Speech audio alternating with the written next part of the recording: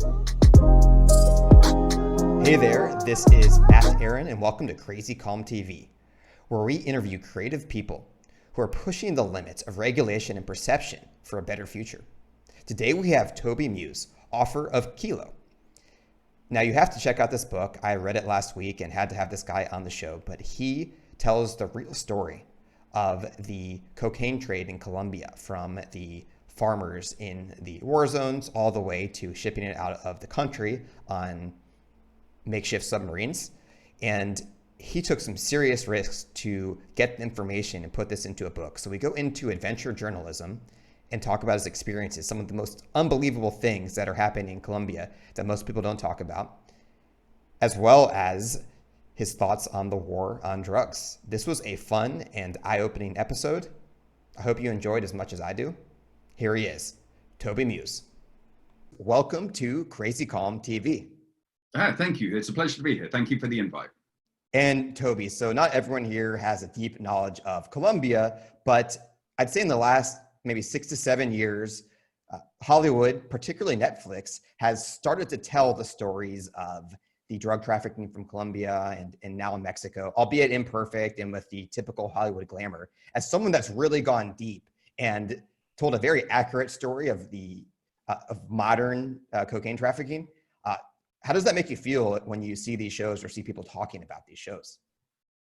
I think it taps into these universal interests. I think people understand that these are lives of these drug lords of endless power, endless riches, endless women. Every desire can be serviced, every can be fulfilled because they have so much power and money. And I think people are just interested by these larger than life characters as well. I think people see the underworld as this kind of ultimate testing ground where these hard men and women can kind of get ahead. There's always been, I think, for the last 150 years or so, 100 years at least, there's always been a kind of fascination with the bandit. You know, I mean, go back and look at like Bonnie and Clyde or Dillinger in the US. So I think, but if we talk about Netflix in particular, the Narcos series, I think they've done an excellent job, by the way. I mean, I think really there's two sides to Narcos, and I think everyone acknowledges it. There's the actual history of the drug traffickers themselves, and then there's the focus on the DEA agents. That I don't know enough about the DEA agents, but I can tell you the history of the Narcos in Colombia has been very faithful, because the truth is they don't need to invent everything. These are stories of crazy women doing crazy things.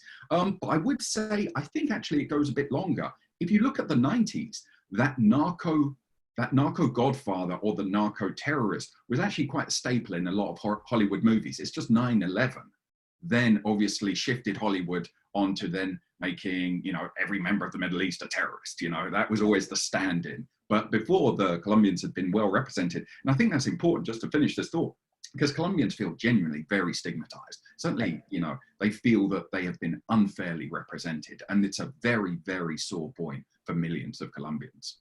Yeah, let me explain that for listeners. And I think we both witnessed this. You know, you lived in Colombia for 15 years, which I think is why the book came out so effortlessly. If you tried to write this book in 2 to 3 years, I think it would have been a little bit difficult to pick up on some of the nuances and cultural context you added. But anyone listening, the thing about Colombians is you can have studied in Oxford, you know, top of your class, brilliant scientist, and you go to a party anywhere in the world outside of Colombia, and they'll say something like, "Hey, did you bring the drugs?" Which is really demeaning. But there is a second side to that I think you get in the book. You have to simultaneously hold that thought. That's true, and it's a bad stigma. But at the same time, Colombia has become much safer in the main cities and for people to visit and for tourism.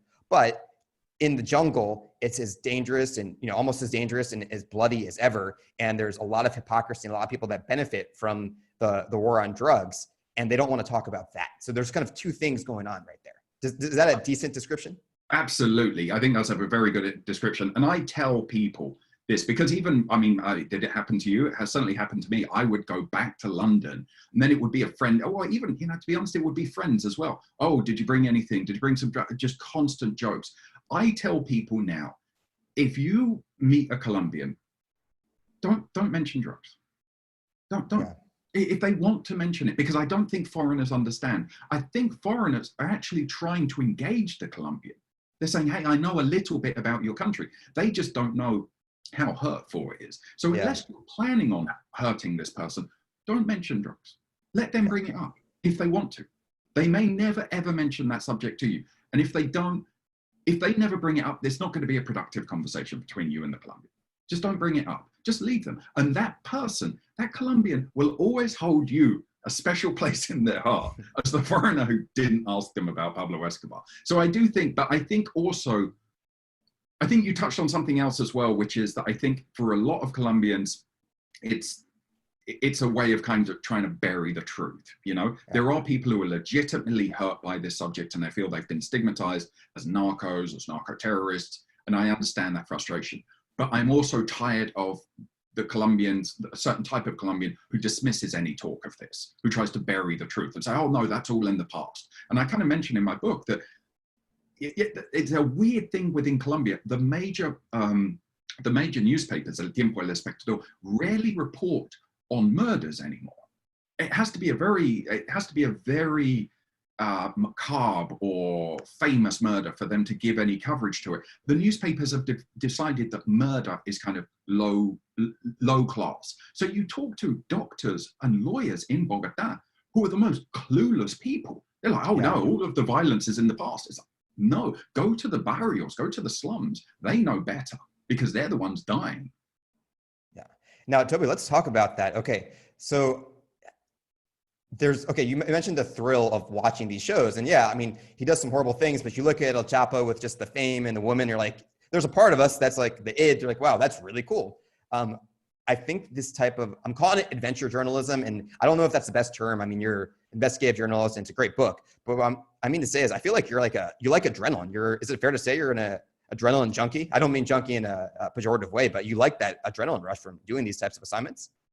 I love that term. I've never really heard it. Adventure journalism. I'm going to stick with it. I think it's a great term. Yeah, because it also, I do like these assignments, but I'm also trying, especially with this book, I try to make it as exciting as possible. When I was sending it to friends, the most important thing for me was, if you get bored, just make a mark.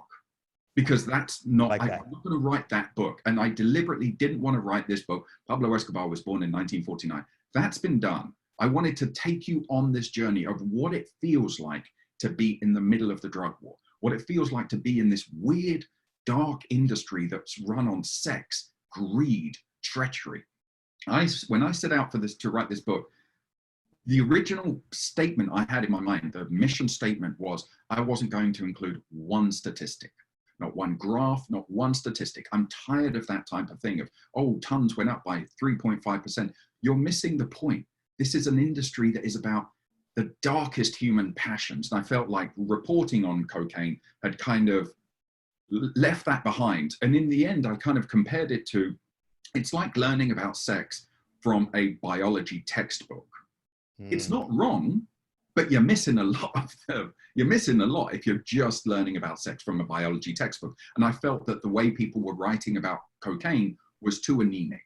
It was too black and white. It was too, and then they do this and it's like a corporation. No, these are men who are fascinated by, these are weird, strange, dark worlds that these men and women operate in. Right. And I think, more qualitative than quantitative. And also, like to your point, right? You'll see, 13 tons of cocaine was seized off the coast of Nicaragua as a statistic, but that's really meaningless because, one, there's still more coca being produced than ever, and then two, what are the after effects? Who gets killed because they, especially the low-level people that get killed that get blamed for this loss, which is I think a very big risk. That's one, and you face this risk yourself, which we're going to get into, of like narcos in general. It's in this type of trade, a misunderstanding. You can be innocent, and if they think you did it, that's it, and just you don't even want people to be suspicious of you, and there's paranoia around people being suspicious, having suspicion around it, and so I want to talk a little bit about some of the things you did in this book, because there's some things, man. You have some big kahunas, man, to do this stuff. So. First off, I want to talk about the the coca leaf boom towns. I think this is pretty interesting.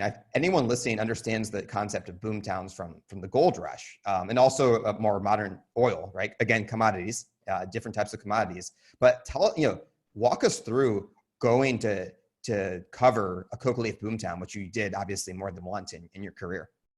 So the one the two major ones I've reported on, one is called Llorente, which is outside of Tumaco, so right by the border with Ecuador. And the other one for this book I reported on was La Guevara, which is right up by the border with Venezuela. So the perfect description exactly is what you said. It is like, imagine the gold rush. So imagine what you saw on that HBO series Deadwood, but multiplied with AK-47s everywhere, even wilder. There's an electricity that passes through these towns because you sense cash changing hands. These are men who have come in for market day to sell their kilo of coca paste. Now, coca paste is, they've turned the leaves into this block of substance that's one step short of pure cocaine. It still needs to go through another laboratory, but it's a kilo. Most of these farmers are coming in with a kilo, 2 kilos. That's a lot, 2 kilos at that point.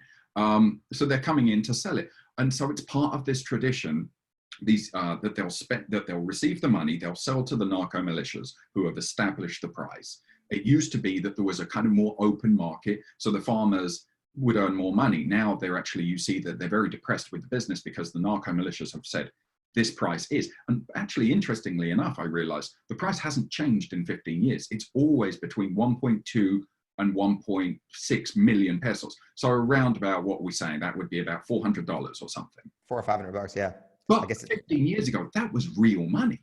These guys they could splash out. There was a bottle of whiskey for the weekend. There was various prostitutes. Now they're just going through the motions because that's not good money anymore. Because once you actually take out all of their costs, I was in a coca lab where they make the coca paste, and we were doing back of the envelope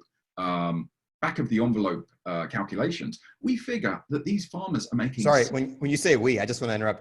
Were you with other journalists, or was it? No. The actual guys who were making the actual coca. Oh, okay. They would take just you and them. Pardon? It's just you and them. Yeah, exactly. And so we're doing this because it was a weird one, that one, which, not to get too much into it, usually the farmer has his own lab.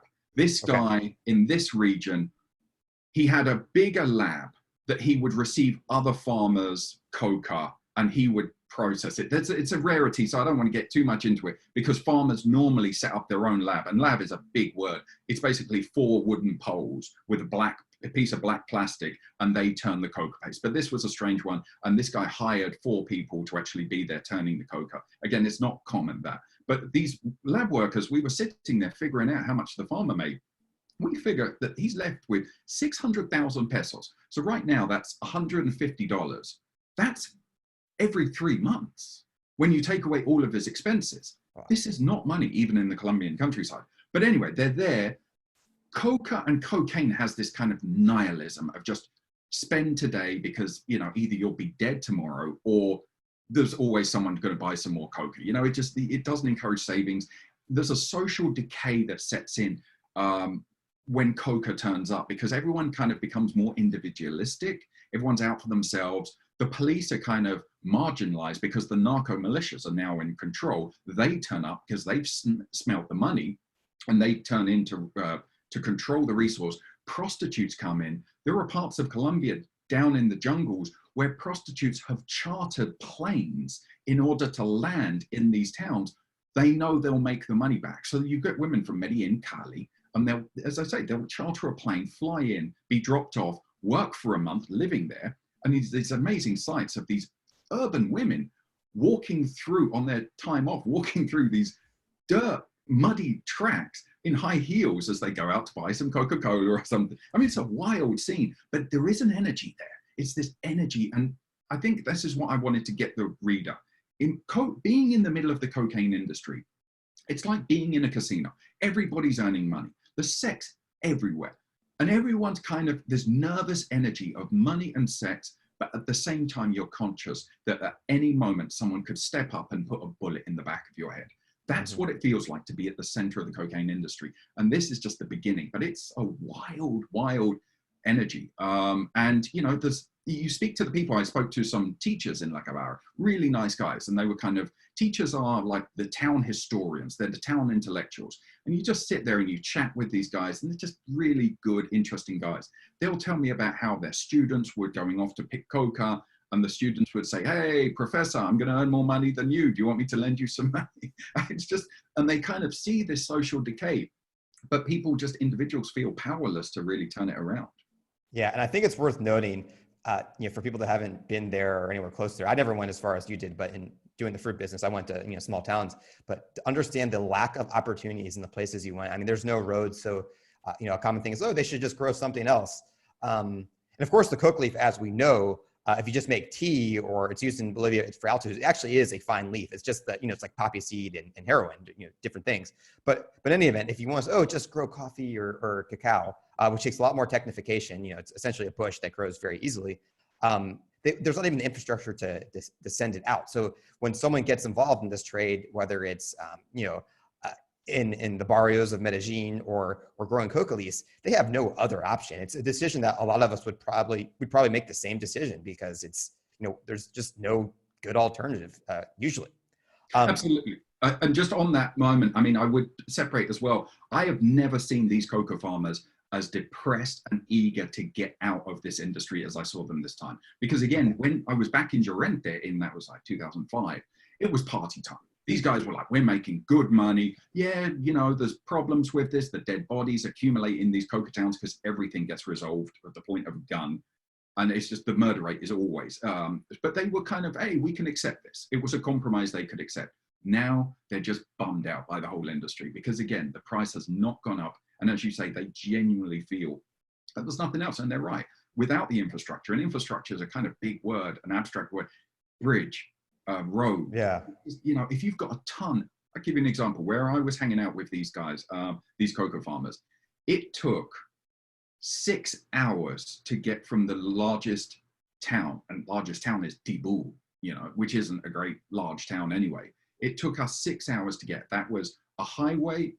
That was then a dirt track that you could either only go by a truck, with those huge tires. You've seen those videos, right. Or a motorbike. Then you would get to a river that you needed to cross, and a dude had set up these planks on top of floating barrels. Then it was another 45 minutes on a motorbike. When I looked on Google Maps, when I got internet again, I saw that 6 hour journey, if as the crow flies, was 30 kilometers. Now imagine transporting 1 ton of pineapples. How much is that going to cost you? You're not going to make any money. Oh, and then you get to market and you're told, oh, there's actually a glut of pineapples. You have to sell below cost. What are you going to do? No, I'm taking my pineapples home. Yeah. I mean, it's these people are really abandoned by their governments. Completely abandoned and forgotten. So, okay, so we talked about going to these coca leaf towns, and I'm curious, how do you build these contacts? Like, how do you gain the trust of people to let you be here and feel safe enough to go do this work? Right. So the coca farmers actually are relatively easy. I mean, the coca farmers themselves are relatively easy because they and the rest of Colombia don't consider them criminals, and they're not. I mean, technically on paper, but no one really considers a coca farmer criminal because everyone knows the hardship of the countryside, and really not even the police consider them criminals. They go in and they'll rip out but I don't think I've rarely heard of anyone who's been arrested for growing coca. So they're actually quite open because they're saying, look at how we live. And they'll go through their household economics and say, look, this is why I grow coca. And they're quite in the mood to kind of explain and justify themselves. The problems are the narco militias that control these towns. Because if you're growing coca, that means there is a narco militia who is making money off that coca. Right. And you've got to be very careful. I was there in this region, in Catatumbo, which is one of the more violent parts of Colombia. It actually means in the indigenous tongue, the land of the lightning, as we were talking about before, because there's more lightning there than ever before, than any other spot on the planet. These phenomenal thunderstorms, the ones that you can hear coming from miles away, and then by midnight they're on top of you, and it feels like you're at the center of this thing. You can feel it in your stomach. And you think any moment I'm going to be electrified by these by these lightning strikes. But in this zone, there's the EPL, which is a Maoist-inspired group, which is the Popular Liberation Army, I guess, EPL. Then there's the ELN, which is the National Liberation Army, which is kind of inspired by the Cuban Revolution. Then you had the dissidents of the FARC. The Revolutionary Armed Forces of Colombia had a peace process in 2016, but some went back to the jungle to keep fighting. So you had all of these different narco militias kind of eyeing each other up in 2018. There wasn't all-out war. There was in part, but it was this kind of moment to kind of, where does Colombia go? You know, no one was going all out at each other. It was like, the peace process had been signed 2 years ago. People were still trying to figure it out. What's going to happen? Is the government going to come? Is the army going to come? So there was this moment when I think they were a bit more open. I tried to interview them and I spoke to people, but they wouldn't, I spoke to people I know were in the dissidents, but they wouldn't acknowledge it. So I couldn't sit down. I just kind of there was a woman I spoke to and everyone said, she's in the dissidents. But I couldn't say, oh, you're in the dissidents, tell me. She would just tell me about life there. Now I would think twice about being so far out. Because again, it took 6 hours to get there. It takes you 6 hours to get back out, and there's only one path. I would think twice. I would really have to think about going there. But you make contacts with the local farmers there. But you know, sometimes there's something else that you kind of, people are suspicious of you. So it's very important you state from the beginning what you're doing. So there's no misunderstanding, because otherwise they'll think you're the CIA, the DEA, or they think maybe to kidnap you. No, you have to tell people, I am a journalist, I am doing this, I'm reporting this book. But you outstay your welcome in these places. These are places where everybody's suspicious because they're at the center of the cocaine trade. You know, bad men and women are coming in and out constantly. So the farmers themselves are relatively calm and good people. They're just trying to get by. They're dealing in this world of cocaine, no matter what they say. So I was in this part, and there was a party for the coca pickers and the coca farmers. A party was 20 people had come from all over. Like, some had rode on a motorbike for 45 minutes to get here one night, Friday night. They had bought these crates of beer, and someone got drunk and shouted out that he was going to kill the gringo. There was nothing I could do. I just kind of, I hoped it wasn't serious. And it didn't turn out to be serious, but you know, I was 6 hours away and it was Friday night, 10 o'clock. There's no way you're traveling along those paths at night. And then just the next morning I said, you know, I'm leaving, I'm getting out. I had outstayed my welcome, you know, because again, I think people too often think, journalists can fall into thinking that these war zones are like Disneyland. You just kind of go in, no, these are war zones. No matter how well everyone's treating you, these continue to be war zones. And you've got to be very careful. Now, okay, so there are two other things I'd like to talk about in terms of, okay, the next one I'd like to talk about is, I guess the government pays people has people in their military to go eradicate coca leaves. And I believe you were on the Pacific coast and you accompanied them in a helicopter. And these people are incredibly brave, even though I think the work they're doing is pointless. And again, that's not their fault. That's just the war on drugs. But basically, these brave men, they live in these huts in the jungle, and there's scorpions and it's mosquitoes, malaria. And then when it's time to work, they get in a helicopter, they get dropped off on this field where there's landmines around coca plants, and they have 10 minutes to eradicate the coca plants, and then get back on the helicopter. And you accompanied them doing this. Did I describe that correctly? Yeah, so actually you mix two things there. So there is this, so the anti-narcotics police have this newer program. That's the one where they do these lightning strikes. They themselves fly in, the anti-narcotics, they'll get to this thing, as you say, yeah, it's just this mad rush. They're quickly looking for landmines. A landmine there can cost $1 to make. So in the book, I say the only limit on the supply is how much malice do you have within you? You know, so that in some of these things, these narco militias will just litter the coca fields with landmines, because the theory is, it's not the theory, but the emotion is, if you take my coca, I'm going to make you bleed. I'm not going to stop you, but I'm going to make you bleed. And you have these horrific mutilations within the police. Just, I mean, stomach churning mutilations that these police officers have suffered. So that's one version. The other one is the civilians. Now, these are 3-month missions where they're actually dropped off in one spot, and then they just stay there for 3 months. Every 10 days, they make camp. in somewhere else, but they just like a snail, they move through a zone where there's a lot of coca, and they'll set up camp, and I think they'll eradicate all of the coca in, say, like a 3-kilometer radius, and then once all of that coca's gone, they'll then move on. These are the people who have to live with snakes, scorpions, spiders, anything you want, all of the tropical diseases you can get. I mean, the jungle, I grew up in London. I thought the jungle was like Eden, right? I thought you was walking along and just like, oh, I'll take some fruit. And no, man, the jungle is a state of mind. The jungle wants to kill you, man. The jungle is, I mean, everybody knows this, man. The jungle is, it's a weird state of mind when you're there. It's like dreamlike, and time slows down. That was always the thing about this jungle time. That's what the FARC, the Revolutionary Armed Forces of Colombia, would always say. We're on jungle time. And it is true, it's something different.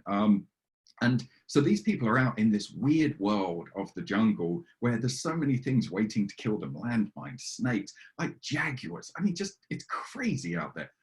And then on top of that, the new rule is that I was speaking to these, and I should explain. So you have day laborers, are the actual ones who go in and forcibly rip out the coca, and they're protected by police. So I think it's like 2 police for every 1 day laborer. And these guys, 3-month missions. And they actually, interestingly, they're almost always former coca farmers themselves who are in a zone where the coca was successfully eradicated. That always just means it goes somewhere else. But these guys are without a job, or they've decided. You find a lot of people who say, you know what, I don't want to do coca anymore, but there's nothing else for them to do, so they need a job.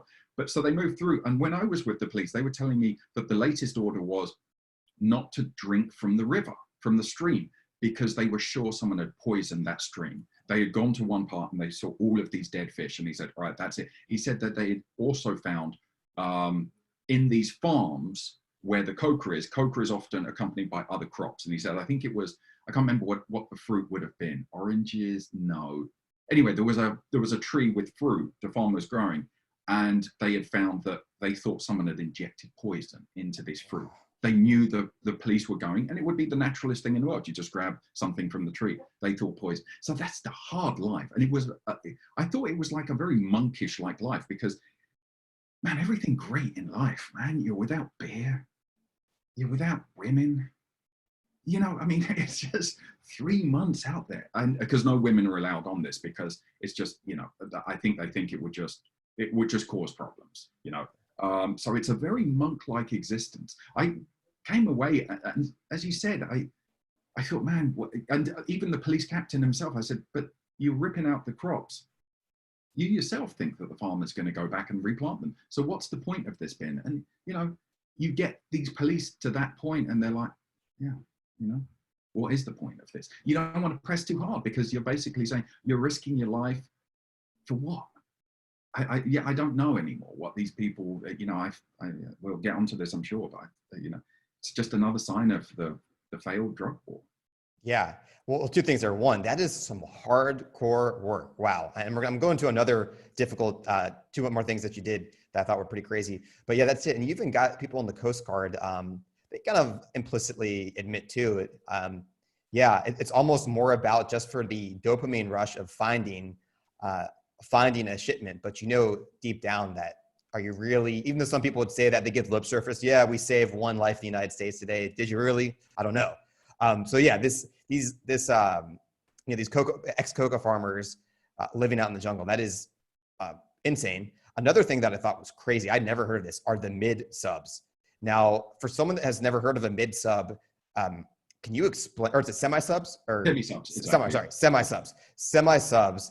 Explain this, and explain again how difficult this type of work is.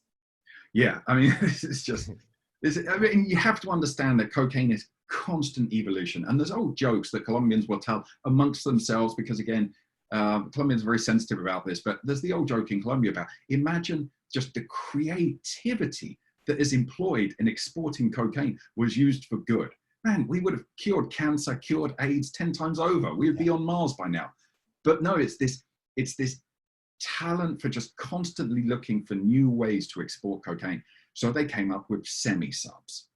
And the semi-sub is basically a submarine. Imagine 98% underwater, but with pipes coming out to expel the exhaust from the engines and to bring in oxygen. That's why they're not complete submarines. A total submarine would be 100% underwater to varying depths. Now, I should say, when you speak to the Colombian police, when you speak to the Coast Guard, they say if there's not professional subs out there already, it's just a matter of time. But these semi-subs go, and they cost about $1 million, $2 million to make. What happens is they buy the parts often from, sometimes not always, they buy the parts from the kind of legal economy. They'll transport them down to the coast, mainly on the Pacific coast, which is the most important cocaine highway on the planet, the Pacific Ocean that leaves Colombia, Ecuador, goes up the underbelly of Central America to drop off the cocaine. The Coast Guard operates a major amount of the cocaine is dropped off at the Guatemalan Mexican border. There's this one lawless zone where the cartels receive the drugs, and the Mexican cartels then push it into the United States, the biggest market for the drug on the planet. Remember, let's never forget, this market runs on demand. I'm sure we'll talk about that later, but back to these subs. So there'll be a crew of about 4 men in there. There will be the pilot. These pilots are often fishermen who have seen overfishing diminish the stocks in the Pacific Ocean, so they're finding life much harder. And there's always a job. Toby, I have to interrupt real quick. I just want one thing I didn't get from the book. I think people are thinking right now too. Sure. To pilot one of these things, is this something that I could learn? I've driven like a fishing boat maybe a couple of times, or does it take a lot of? I mean, to drive it to the Mexican Guatemala border or Honduras, or wherever they go, is it pretty difficult to do this to operate one of these things? I don't think it's very difficult. I don't. That's not my feeling that it's very difficult. Because again, it's basically just outboard motors. And if you are a competent sailor who's, I think these fishermen do it relatively easy. Don't imagine that this is high technology and that you're learning kind of submarine techniques of like a nuclear submarine. No. This is basically an outfitted, so they use the same outboard motors. They're just operating underwater. They're kind of covered the engines. And I think it's difficult and dangerous work because this is the Pacific, man. This is the loneliest spot on Earth. I quote an astronaut who said, I had always heard this whole thing about the world being 2/3 water, but I never believed it until going over in a space station, going over and just seeing the Pacific. I mean, the Pacific is just endless out there. So I think it's very dangerous, and you're constantly trying to avoid the Coast Guard. You're trying to avoid other navies. And I interviewed a guy who works on one of these. They receive about, I'm trying to remember the figure. They receive $20,000, and they always get half up front because if you die, if you get caught, your family has something, and there's no way you're going to try and rob the drug trafficker. That's just doesn't even occur to them. You're not going to take the money and say, I'll do it next week. No, you've taken the mob's money, the mafia's money. That's it. You're on board. But this man described it to me as this just miserable, inferno-like journey. And he said, everybody knows you're going to suffer. It stinks of the exhaust. It stinks of excrement because, again, it's like a journey of 8 days. These 4 men are cramped in. Just the constant roar of the engines. There's the threat of just being caught at any time. He said that whales come close and kind of investigate. He said you can hear them call out to each other. They'll nudge the thing. I mean, it's a job for madmen. But again, people want the money. This guy was actually interesting. I mean, obviously, I don't want to reveal too much about him, but he just was someone who wanted the money.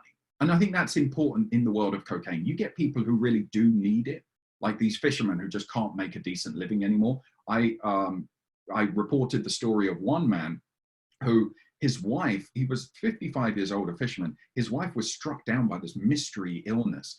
And he's so illiterate, he couldn't even tell me what the name of this disease was, but he went to the doctor. The doctor wrote it out and said, this is the medicine. And it cost a lot of money. So he took out from the loan shark a loan of $1,200. When he couldn't pay it back, because that's insane money for a fisherman in Buenaventura, the largest port. When he couldn't make the first payments, they turned up at midnight, kicked in the door of his house and put a gun to his wife's head, this paralyzed woman. So he asked around and said, hey, does anyone need to to go to America. And that's why he got paid the $10,000. He actually got caught in front of me. We were with the Coast Guard, and I saw him get caught. And just, it's this amazingly emotional moment. He knows he's going to get jailed for 20 years in America. He's 55 years old. He's not, you know, there's a good chance he'll never go back. And he did this to save his wife. And now he may never see her again. You know, they're not going to hand out visas for the wife of a man convicted of drug trafficking. The man I interviewed who worked on the submarine, he was just, you know, there's a whole culture of easy money in drugs as well. He just wanted the easy money. He fell into some debts. He was into the party scene. He grew up on the coast and just wanted the money. And, you know, he kind of rubbed me the wrong way, because constantly he was driving this car. We were on the way to the coast. He was constantly smoking weed. We got in, it was just hours and hours drive. We got in various, I honestly thought it was a miracle I survived that car journey. But anyway, yeah, that was the experience. Yeah, out of all the jobs in the book, that might be the least desirable job. I think you have to be very tough, physically and mentally tough, to sit in this tube for 8 days in the Pacific. This is not like the Mediterranean Sea, and with all the things you talked about. I'm like, wow, that is. I admire, take away what they're doing, but I admire the ability to endure that for 8 days, because that is some understatement, tough work. Oh, absolutely. I mean, I agree with you. He told me, this is a guy who was, you know, those people who, look, everyone can just do what they want, ingest what they want. It's your life. But, you know, he's one of those people that's just constantly on some sort of drug. So he got through like 3 joints in the space of various hours as we're driving. He told me that they wouldn't let him smoke weed, obviously. He had asked the captain. Oh, my God. Imagine this kind of big, Colombians can be quite conservative. Can you imagine this big Buenaventura fisherman and this young guy saying, hey, can I smoke weed down here? I just said, forget it. So what he did was he told me he would secretly nibble on ecstasy pills to get him through this. So he was supposed to be, he was the lowest of the low, which is, I don't even know what we would call him, just basically the one to do the physical labor of packing the cocaine onto the submarine. Then when they got to the destination, he would unpack it. So he was the lowest of the low, but in secret, he told me he would nibble on these ecstasy pills. You know, I mean, you say you respect them, and I agree, but you've got, and this is actually something in the Navy, one of the Navy guys told me, because in the largest, or I think it's the largest naval base, Malaga Bay, of the Colombian Navy, they have this graveyard of captured semi-subs. So you can go there and you can see how they're constantly evolving. That's what cocaine is. Every time something gets caught, the cocaine traffickers say, okay, we need to finesse it. Constant evolution. Okay, this one was too easily detected. Now we're going to make it sleeker. Now we're going to make it so it can travel even more. Now we're going to make it that it can carry more cocaine. There's captured narco subs, semi-subs up there that can hold like 10, 11, 12 tons of cocaine. Can you imagine 12 tons of cocaine, what that would look like? I mean, yeah, so this is a business for crazy people. That's what the Navy guy was telling me, that, yeah, you've got to be crazy to go down in these contraptions. Yeah, insane stuff. One last thing. So Malpelo, so it's this very small island that doesn't seem very important, but Colombia, just so they can say that they own it or keep it, they rotate, I guess, 4 people working in the military or the government every month. These poor people have to stay on this island. But then you mentioned something that you had been there before. And so I guess you had done a story on Malpelo, which I thought was interesting, and the sharks and stuff. Elaborate a little bit on that. Yeah, so Malpelo, I don't even know where the name comes. We think it comes some sort of, I write in the book that the Spanish, when they turned up to the New World, they saw the devil everywhere, right? Everything spooked them. Everything freaked them out because it's just so overwhelming, the New World. And they saw this and they just were freaked out by Malpelo, this ghostly apparition coming in. Because you're right, there's no beach. It's just this rock that juts out of the ocean, the Pacific Ocean. You're just going along, days, weeks they must have gone without seeing a soul, without seeing anything, without seeing land. And then there's just rock they would have seen, and it freaked them out, right? So you get close, and again, I repeat, there's no beach. It's just a rock that comes vertically out of the Pacific Ocean. So they have this system of, the Colombian Navy have built this kind of, they've nailed into the wall this kind of this kind of metal thing that juts out. From that hangs a rope ladder. What happens is the boat will come as close as it can, say a kind of 30-foot boat, will come as close as it can. You get to the front of that boat. I don't know the terminology, sorry, but you get to the absolute front of that boat and you need to jump onto the rope ladder. And the captain's shouting at you because the waves are pushing his boat towards this rock face. So he's, get on, get on, get on. I've only got 5 seconds, get on. So everyone's jumping onto this rope ladder. The Navy will tell you that one time, this is when I went there, they told me, oh, by the way, they tell you this before you jump. They say, oh, last time we were delivering the food, because as you said, 4 members of the Navy will be there for a month. They need to leave all of the food supplies for these guys. So they had this just huge bag of meat. They tossed it to someone. It slipped through their hands. Oh my God. And it drops into the water. Within seconds, there's thrashing in the water because there is this huge community of sharks, huge population. And the Aleppo, imagine, is like this. They just, the sharks are like a belt. They just go round in circles. We decided, because we were with this famous shark conservationist, Sandra Besudo. She later took a role in government. She's done great work for Colombia's shark, and Colombia is just awful, by the way, in shark fins. They can be awful. You know, a lot of these fishermen involved in that, and good for Colombia in really cracking down on that. So anyway, she was out there and she went scuba diving. She said, I just need to check on the shark population. Me and this photographer were like, all right, well, we'll go in, but we can't scuba dive. We'll go like snorkeling. So we got in and it was just, we look in the gloom. It must have been 10, 15, 10, maybe 20 feet below us.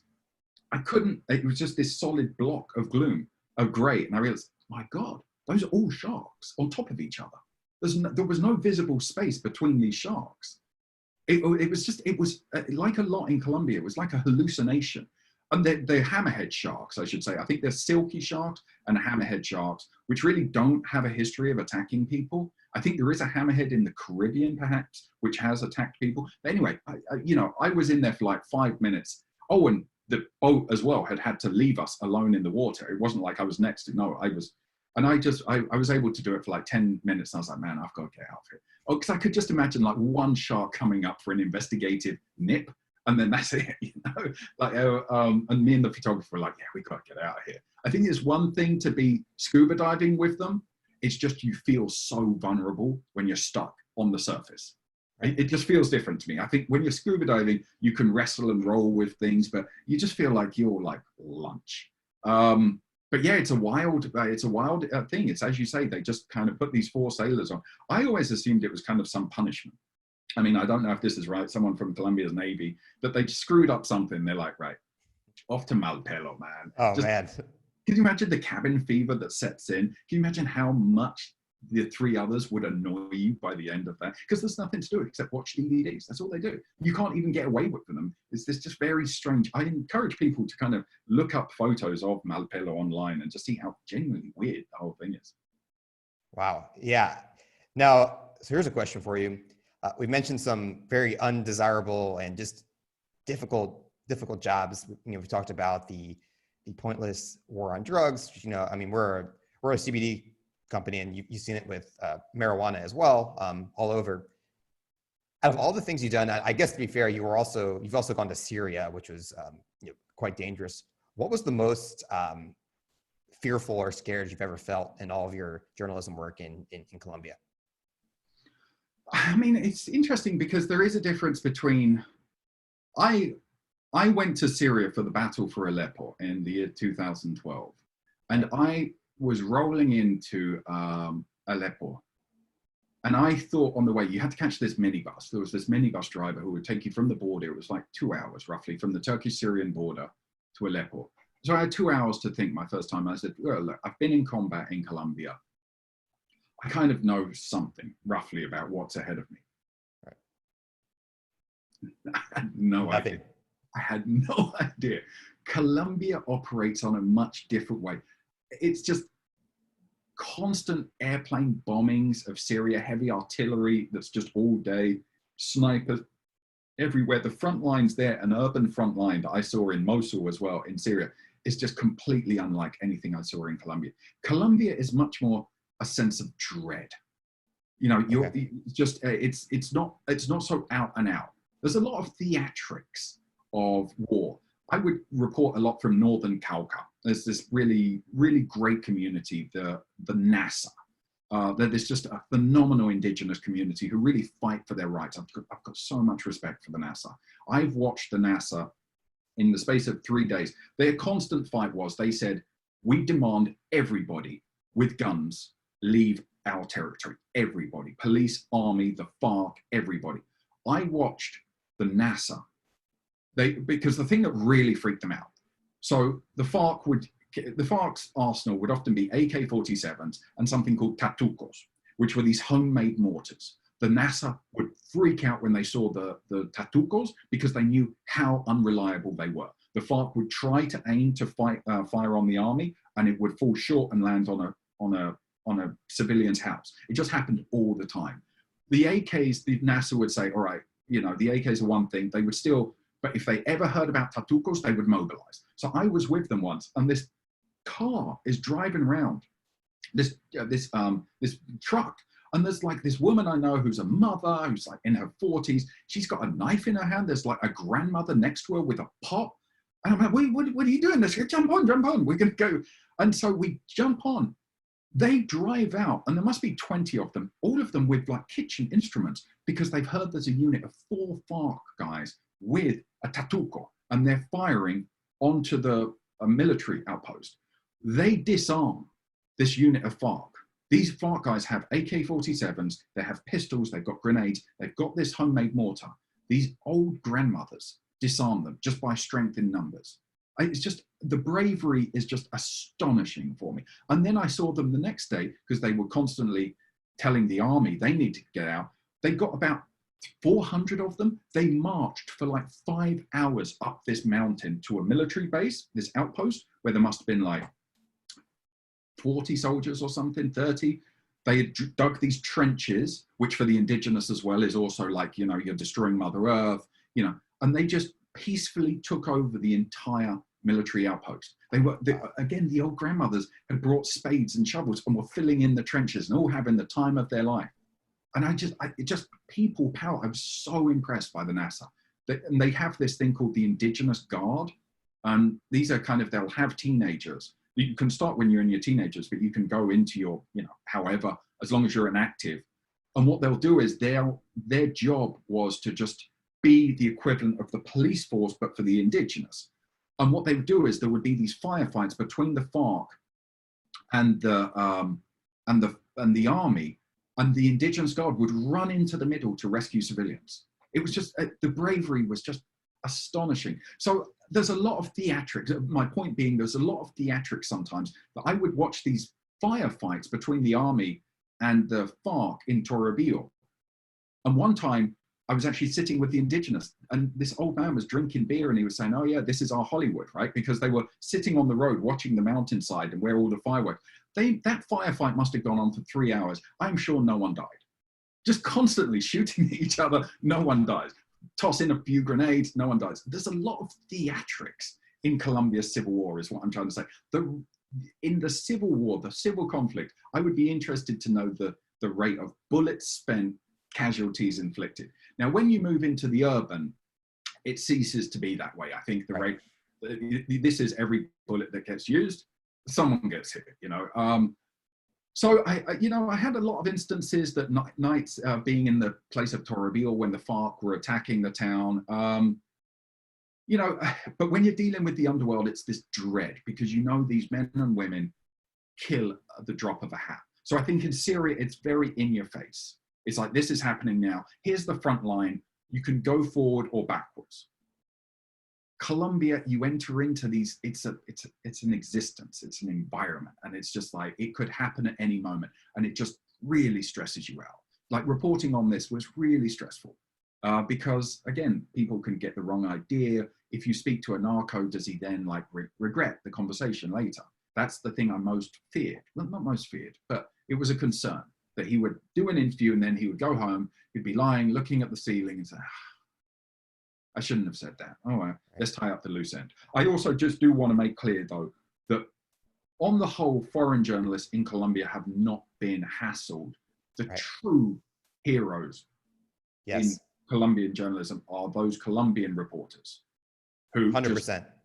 Those are the ones who are just, because these groups will pick them off without thinking twice. And these brave men and women, especially who report from these tiny little towns, like the community radio, they'll get a story about local corruption, which is the most deadly story you can do in Colombia. Local corruption, and then the local mayor will just hire a hitman and you're dead. And those are the people who take phenomenal risks. Yeah, I think that's worth noting to everyone listening. And Toby, you did take serious risk, and most journalists do not do what you do. But being, from the US, UK, we have an unfair advantage in places like Colombia. Unfortunately, an average person in Colombia, I don't mean average as in they're an average person, but not from the upper class, the elite. Their life does not matter as much to the police and military. But if you're American, because of the U.S. Embassy and it gets more news, that actually gives you added protection, which is unfair. And you're right. I was actually thinking the same thing about these brave Colombian journalists, and many of them and social leaders have been. It's probably happened this week. I'd have to guess. There's probably been one that's been picked off in one of these areas. And yeah, to tell the truth of what's happening, they put their lives on the line, and it's not easy work.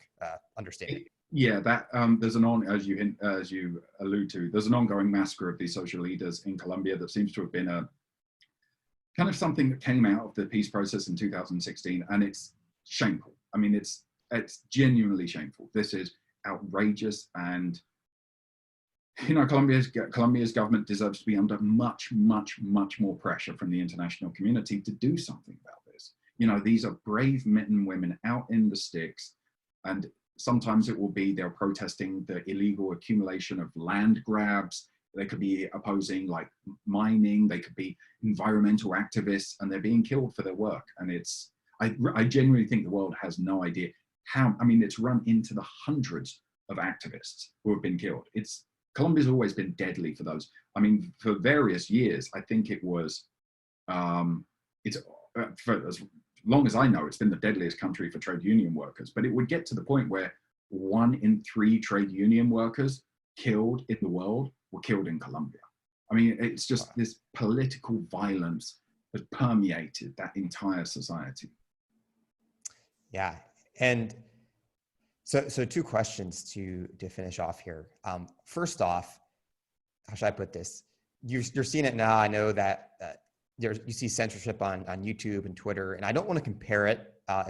It's a lot different to have your Twitter account suspended or lose your job, but this has happened in the US and Europe where people lose their job and censorship's increasing. And I mean, obviously China is also a whole nother level, but does that concern you when you start to see more censorship of freedom of speech in places like the US and in the UK? Yeah, I mean, it's not something I've really thought about, to be honest, that much. I mean, I think I personally am in the favor of, getting more stuff out there. Yeah, I mean, I think it was, I don't think it was wise for us to demand these companies become the arbiters of what should or should be published. On the one hand, it is, I mean, it's complicated. It's not complicated, but, where do you draw the line? Because it is a private company. Right. So, at some point you would say, well, it has the right to decide its own rules. But at some point, I think that kind of, just to say, Facebook is not the same as Exxon. It's different in a way. I mean, it provides a public service. So therefore, I think it is more accountable. Exxon is entirely within its rights to do within the law what it wants to do. We legislate around it. But Facebook provides such a service. I thought it was very short-sighted when people were demanding that these companies take issue with whatever it be, with the far right, or is tended to be more centering, say, of the far right. I thought this is going to come back and bite you on the arse. I think, you're pushing for it now. And I think we're seeing this. I know people on the left have pointed out so many people who have tried to get a lot of speech regulated have ended up in their universities, for instance, with prohibitions on what's that movement to, what's it called, to kind of seek to get investment out of Israel. Is it the BDS or something? I don't know the name, but I know what you're talking about. You know what I mean? And so a lot of activists have found that the universities have said, no, you can't do that. And so it has, you know, it's I think it's short-sighted in certainly to tell Twitter who can and can't, because why would you think Twitter would be good at that? Why would you think, I don't understand why you would want to give Mark Zuckerberg even more power on this. I mean, that I never understood. And I think people will live, like everything, I think people will live long enough to regret it. I don't, Yeah, well said. I'll just add one thing. I think of just the old adage, you know, don't give a man a fish or a woman, teach them how to fish. And the whole idea of the university used to be, you get exposed to all crazy ideas, but you develop the capacity for logical reasoning to determine, yeah, there's a lot of crazy things that don't make sense out there, but developing that capacity is much better than people filtering it. So you only see the quote unquote correct information in quotes. And Toby, I'd like to finish off here. You know, you have 1 minute to tell me all the positive benefits of ending the drug war in some form of legalization and decriminalization. Assuming you agree with that. If you don't, that's cool too. But what would they be? And if you don't agree with that, then maybe we should do a different question. But like, how could it be improved? Because the current situation is costing a lot of lives and money and so forth. Yeah, I mean, I would reframe it. It's not that I'm sure that I'm not a committed advocate for legalization. I think probably philosophically, I probably agree that people should be allowed to dictate what they ingest into their body. I think basically that has never made sense to me, that Boris Johnson or Donald Trump or Bill Clinton would tell you as an adult what you can or can't do. Take something like, I think it's time for an honest conversation about, say, something like the use of cocaine. The vast majority of people use cocaine and don't suffer anything for it. You know, maybe it costs them too money. Now there's a minority who have horrific experiences of leading to possible death from overdoses, leading to all-out addiction where they end up losing everything. But that's not the case for most people. And I think we need to kind of be more honest about this. Obviously, I mean, there's rife hypocrisy regarding cocaine because it's the drug of choice for the wealthy. How many politicians use cocaine regularly? How many people in the media use cocaine regularly? You know, so I do think that we need to have a grown-up conversation about this. I would say to legalization advocates, I would say the following. Look at marijuana. That was a 3-4 decade fight.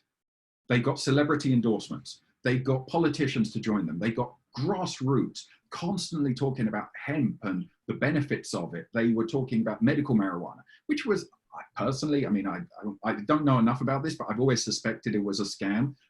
But I don't care because it was a stupid law, the criminalization of marijuana. So fight it with any tool you want. Go for it. You know, it made the law. We would see these DEA agents solemnly say that marijuana was destroying a generation. No, you know, we knew that that wasn't true. So I thought that this whole medical, go for it. But they were breaking down barriers, but it took them 3-4 decades. So legalization proponents, I ask them, what's the reaction when you tell your uncle or your aunt that you believe cocaine should be widely available and sold on the street corner? There's a look of horror. Yeah. Because the legalization proponents haven't done the political work. And even if they start next week, they get serious about it, like creating grassroots organizations, really going out there, engaging with people. It's going to take them 30-40 years. Oh, man. Because that's what happened with, maybe not, maybe I'm wrong on this, maybe because once we decriminalize marijuana, but there is not widespread. The population as a whole, it's just a fact, is not ready for this because people haven't done the work. And so my question is, what do we do? How do we avoid? Because the biggest sin for me of the war on drugs is how many Colombians are dying. And I know people have been interested in the idea of putting the blame on consumers. Again, important to recognize this business of cocaine runs on demand. If there's no demand, they stop producing it. They stop producing it, they stop selling it, they stop trafficking it. That goes without saying. That goes without question. But I don't think we look back on our experience in America of prohibition, when we just sought to outlaw, I guess it was the purchase of alcohol. I don't think we look back on prohibition and say, you know who the real villain of that was? The working man, the working woman who wanted a pint of beer at the end of the week. Right. No, we say it was politicians who instituted these policies that were destined to fail. And they did fail. And they're failing now. They're failing now. I mean, does it feel like anybody in America has trouble getting hold of cocaine? No. Nope. There's more cocaine than ever. I'm told reliably by friends in London, they've never seen so much of the drug. So there's been this plan to militarily destroy cocaine in Colombia over the past 2 decades. I got there in the year 2000 when there was this Plan Colombia. $7.5 billion was going to be given by the European Union, the US, to destroy cocaine militarily. 2 decades later, what's the result? More cocaine than ever. So I don't know that I have the solution. The smarter people than me will come up with that. I will just say that what we're doing is failing by its own standards, by its own way of looking at it. And someone who really supports the war on drugs will have to tell me what success looks like. What does victory in this war look like? Because I don't even know. I know what I see, a lost war, that we're sending more and more young people to die for a war that in private, everybody acknowledges is already done and lost. Right. I mean, there's so many things to add there about how the legal opioid in the United States kills more people. You know, the income inequality from money laundering, how that could be taxed and help. Like, look at, you know, marijuana in Colorado.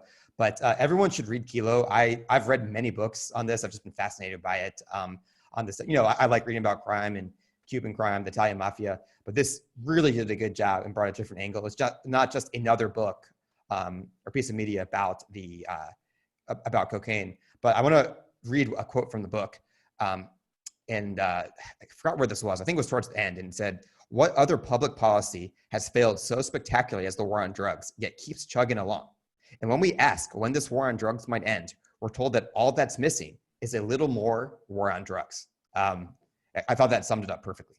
Yeah, no, indeed. I mean, that's every time that you kind of, the thing that blows my mind about the war on drugs is how little it's questioned. We kind of, so many people just nod their head, well, of course, the war on drugs. But where is the New York Times crusading against reform on this? Where are the op-eds every single day saying, we need a new solution? It's just not there. We just accept this tremendous public policy failure and we just nod. Oh, okay. It's inertia. It just, you know, no one questions it. And I believe there was something earlier this year, I guess it was, the Washington Post did something, their equivalent of the Pentagon Papers on the war in Afghanistan. And it was just devastating. It was like people knew the war was absolutely unwinnable, and yet they were saying different things in public. One day, I hope we're going to get something, a reckoning for the war on drugs, because it's a spectacular failure and it costs us so much money. It's so much money. But yeah, I mean, and you see, normally Republicans are so penny conscious. Oh my God, but then when it comes to the war on drugs, they're like, I have some more money. So, all right, you know, just it's this unending pit we just pour money into, and there's got to be a smarter way of approaching this. Yeah, I mean, I think we could go on for hours talking about all the negative effects of it, but I think there's enough right there. Please check out Kilo on Amazon. I wasn't aware. Is there going to be an audiobook? There is an audiobook. Okay, there already is on Audible. Okay. The actor actually did a very, very good job. He nailed it. I mean, it's just really, really good. But the problem with the audiobook is you don't get to see the photos. So basically, just please go out and buy every different version of it. Buy the Kindle, you know, for when you're traveling. Hopefully we'll be able to travel soon. That's right. Audiobook, and then the book with the pictures. And I'll link to all that here in the show notes, especially. And definitely watch a video on Catatumbo and the lightning. It's something else. Thank you so much, Toby Muse. I wish you best of luck in the next stage of your career in DC in the United States. Matt, thank you so much. This has been an absolute pleasure. I've really enjoyed it.